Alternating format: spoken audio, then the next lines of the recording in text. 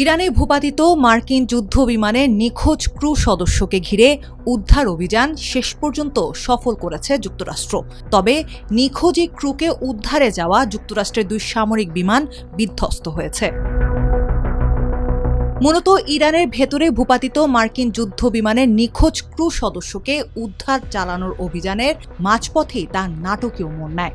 যুক্তরাষ্ট্র কর্তৃপক্ষের ভাষ্যমতে দুর্গম এলাকায় অচল হয়ে পড়া 2 সামরিক বিমান ইরানের হাতে পড়ার ঝুঁকি এড়াতে মার্কিন বাহিনী নিজেরাই তা ধ্বংস করে দেয়।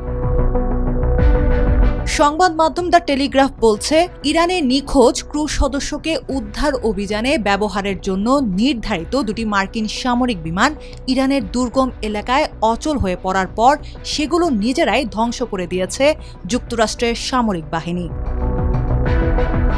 যুক্তরাষ্ট্র ভিত্তিক সংবাদ মাধ্যম নিউ ইয়র্ক টাইমসের প্রতিবেদনে বলা হয়, নিখোঁজ ক্রুকে উদ্ধার করে নিরাপদে ফিরিয়ে আনার পরিকল্পনায় এসব বিমান ব্যবহার করার কথা ছিল।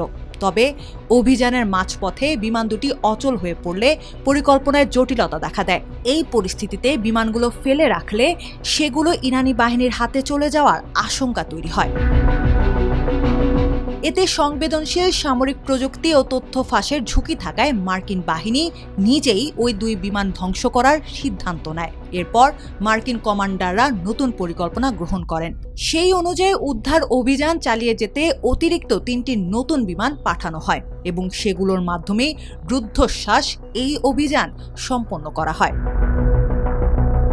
মূলত উদ্ধার অভিযানটি ছিল অত্যন্ত ঝুঁকিপূর্ণ এবং নাটকীয়। নিখোঁজ ক্রু সদস্যকে উদ্ধার করতে গিয়ে মার্কিন বাহিনীকে তীব্র গোলাগুলির মুখে পড়তে হয়। এই সংঘর্ষের মাধ্যমেই তাকে উদ্ধার করে নিরাপদে সরিয়ে নেওয়া হয়। মার্কিন কর্মকর্তারা জানিয়েছেন, এই অভিযান যুক্তরাষ্ট্রের সামরিক ইতিহাসের অন্যতম ঝুঁকিপূর্ণ ও জটিল উদ্ধার মিশনের একটি।